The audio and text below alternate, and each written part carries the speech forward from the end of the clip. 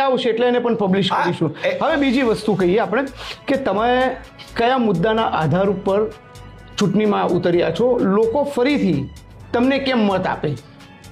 લોકો ફરીથી મને કેમ મત આલે હું એમ કહેવા માંગુ છું। હું સૌથી પહેલો મુદ્દો લઈને આવ્યો છું પાણીનો।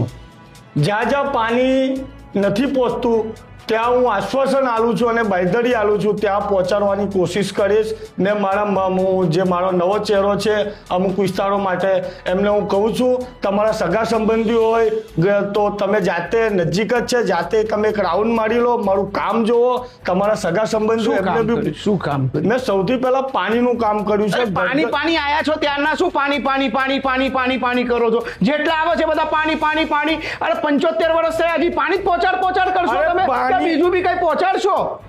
જે બી આવે છે પાણી આપ્યું, એના વગર બીજું કશું છે જ નહીં કોઈની પાસે। પાણી આપ્યું છે એટલે કહી રહ્યા છે, બધા જ પાણી આપ કરશે, બીજું કોઈ કશું નહીં આપે। શિક્ષણ કોઈ નહીં આપે, આરોગ્ય કોઈ નહીં આપે, સારા રસ્તા કોઈ નહીં આપે, ઉડતી દૂરની ડબડીઓ વિશે કોઈ નહીં, કે ઉભરાતા ઉકળતા છડકાથી ગટરો એ બધું કોઈ પ્રાથમિક સુવિધાઓની બધા જ પાણી પહોંચાડ્યું। કોઈ કાંઈ કે 4 ટાંકી બનાવી, 5 ટાંકી બનાવી, સંપ બનાવી, અરે ભાઈ એટલી પાણી જ જરૂરિયાત છે। પાણી સૌથી પહેલા સૂઈએ ત્યારે પાણીની જરૂર છે, ઉઠીએ ત્યારે પાણીની જરૂર છે। વિસ્તારમાં પાણી જ ન થાય। મેં સૌથી પહેલા પાણીની લાઈનો નાખ્યો। પાણીની વાત કરે, પેલા તપેલી ભાઈ એ પાણીની વાત કરે, પેલા અસલમભાઈ કે એ પાણીની, તો બધા પાણી જ પહોંચાડશો? પાણી પહોંચાડ્યું છે એટલે તો અમે બાંયધરીની સાથે કહીએ।